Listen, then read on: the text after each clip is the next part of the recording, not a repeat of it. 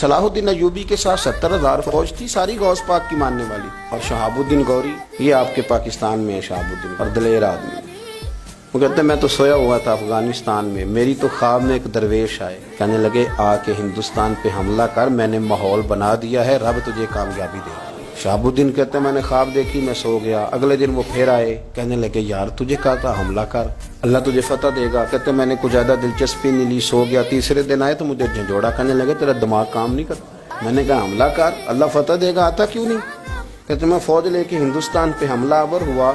جب میں نے یہاں لڑائی شروع کی تو میں نے ایک شخص کو دیکھا، انہوں نے بڑا خوبصورت امامہ باندھا ہے اور میری فوج کے آگے آگے وہ لڑ رہے ہیں، خود بنفس نفیس جنگ میں شامل ہیں. بڑے لوگ قتل کیے، بڑے لوگوں کو انہوں نے مارا، بڑے ہندو مرہٹے مارے. جب میں چہرہ دیکھنے کے لیے آگے ہوتا تو وہ گھوڑی کو ایڑی لگاتے اور آگے نکل جاتے. کہتے ہیں وہ میں پہچان نہ سکا، جنگ ختم ہو گئی، اللہ نے مجھے فتح دی، مسلمانوں کو اللہ نے کامیابی دی. فرماتے ہیں کہ پھر اچانک میری نظر پڑی تو وہی بزرگ سیاہ داڑھی، وہ ظہر کا وقت ہو گیا تو مسجد کے مینارے پہ کھڑے ہو کے اذان دے رہے. چہرہ میں پھر نہ دیکھ سکا، منہ کعبے کی جانب تھا. کہتا میں نے جھٹ پٹ کنویں سے وضو کیا، مسجد میں گیا تو جماعت بھی وہی کرا رہے، پر میں پہچان نہ سکا چونکہ چہرہ آگے تھا، مصلی پہ کھڑے تھے، پیچھے صفیں بن چکی تھی.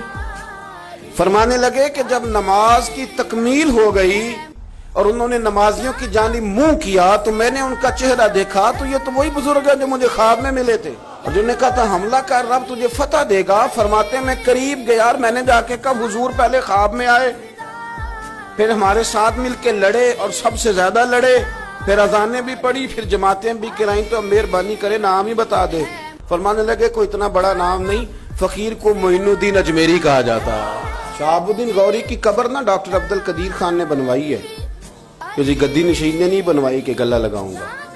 اور ڈاکٹر عبد القدیر خان کہتے ہیں جب حکومتیں مجھے توڑ دیتی تھی، میرا حوصلہ ٹوٹتا تھا، میں میزائل بنا رہا تھا ایٹمی قوت، تو ایک صفحہ پڑھتا تھا شہاب الدین گوری کے حالات پہ اور میں تازہ ہو جاتا تھا. اس نے تو میزائل کا نام بھی گوری رکھ دیا، یہ شہاب الدین کے نام پہ رکھا ہے.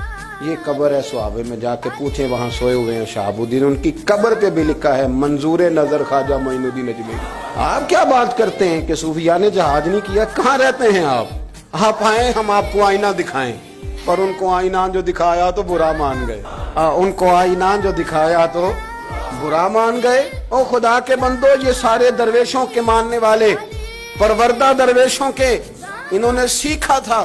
اور کسی نے پوچھا تھا حضرت خواجہ عبید اللہ احرار سے کہ آپ نے یہ طریقت، یہ تصوف، یہ جہاد کہاں سے سیکھا؟ کہنے لگے رسول اللہ کے صحابہ سے. دیکھ لیں صحابہ میدان جہاد میں بھی صوفی ہوتے تھے، اللہ والے ہوتے تھے، درویش ہوتے تھے، اور سب سے بڑے درویش ہی نبی پاک کے صحابہ ہیں.